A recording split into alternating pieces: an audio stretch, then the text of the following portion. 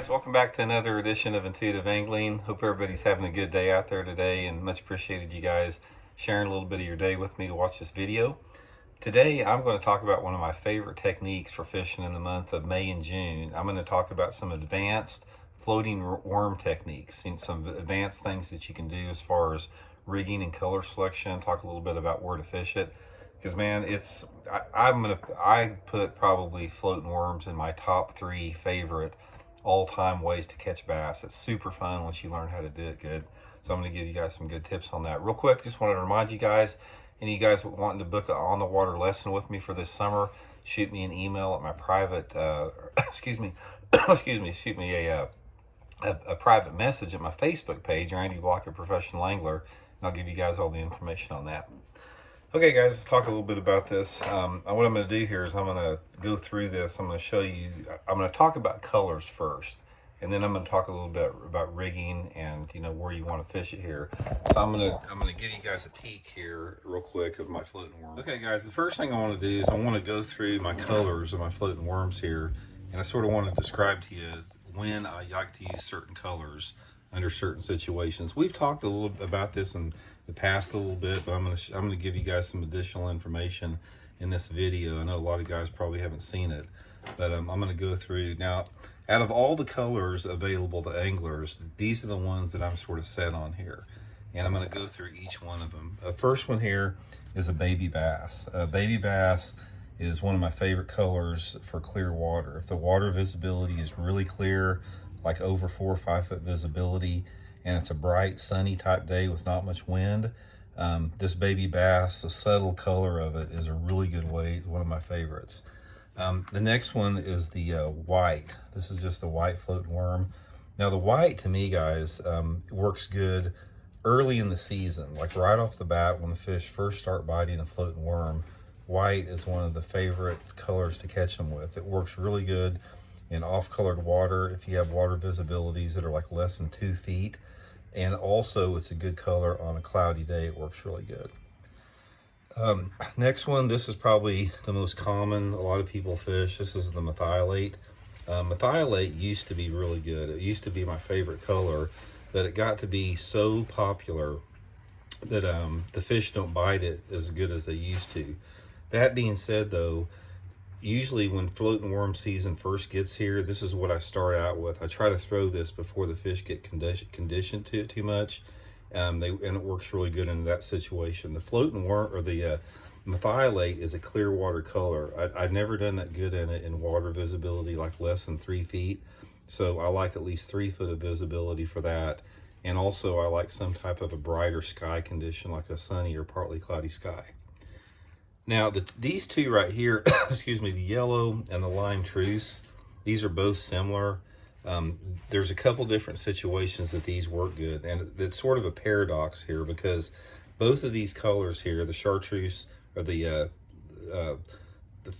flatter chartreuse and the yellow here, they are good in dirty water colors. If you have water visibility that is like less than 1.5 feet, these things really stand out. They're really good, lime truce and yellow.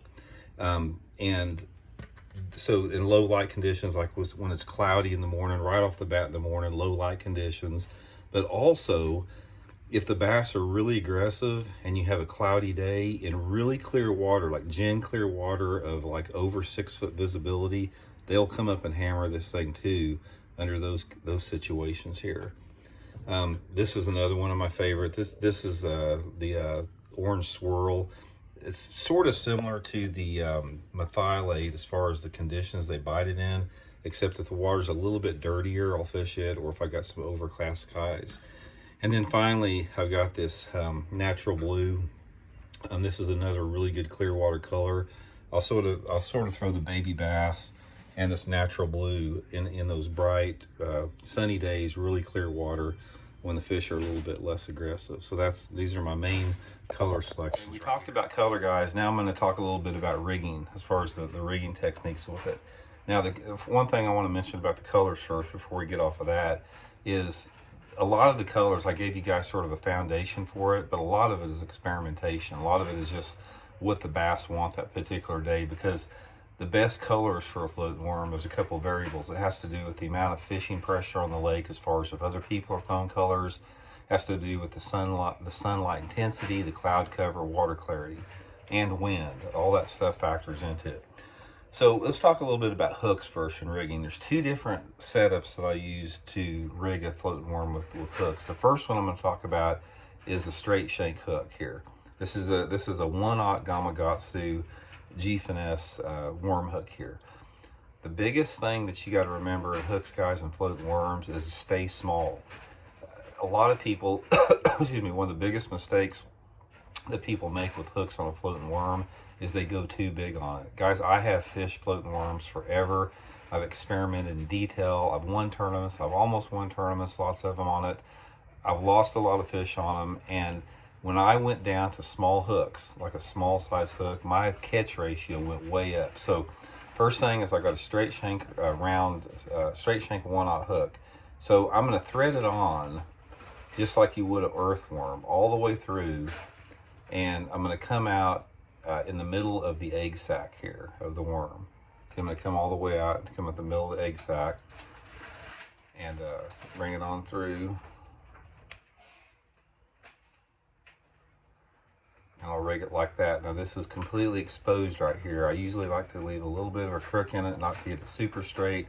Gives a little bit better action. But this is how I like to fish it right here, probably 90% of the time. You get a much better hookup with this exposed hook in it. I feel like the action of the worm is a little bit better. You can cast it further without it messing up and the hook slipping down. And it's pretty weedless. Unless I'm fishing like, you know, through super heavy cover, I'll go with this open hook. All the time, I've got two different ways I'm fishing it also on the line setup. If the water's dirty, like if I'm using a bright color here, I'll throw it like on 20-pound test, straight braided line with no swivel on it. If I'm keeping the bait high in the water column, like an inch under, if the water visibility is dirty. Most of the time what I do with it is I throw it, so I'm getting over sinus infection here. Most of the time what I'll throw it with is I'll throw like 10-pound test fluorocarbon with a 8-pound test fluorocarbon leader, and I'll put a barrel swivel about 12 inches above it to keep it from twisting, because if you throw fluorocarbon on a floating worm, it's going to twist your line really, really bad. But that's the way I like to fish it for the most part.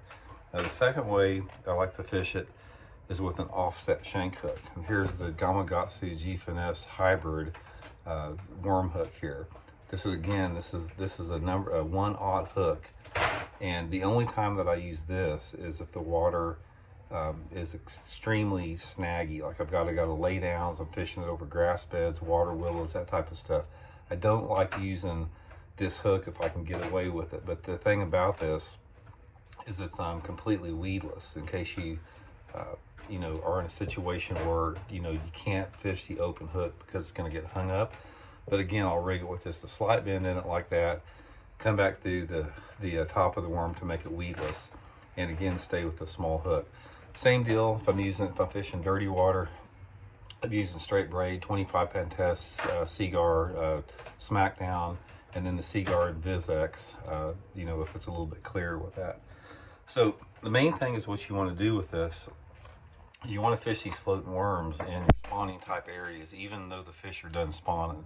So the floating worm will start working good in the late pre-spawn, and it works all the way good up into the early summer months.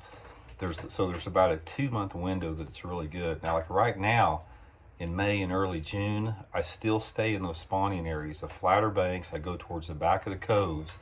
And the reason that you can still catch them there this time of year is a lot of those bluegill are starting to spawn. The bluegill and the sunfish and the perch, they're spawning in those type of areas. There's bass still guarding fry. There's shad spawning. There's still a lot of activity back in the shallow back ends of those coves. So anyway, guys, that's everything. That's sort of the advanced techniques I can give you guys. Give that a try. Now's a really good time to fish it. And I think it's going to add up to some good fish for you coming up. So thanks again for tuning in. We'll see you.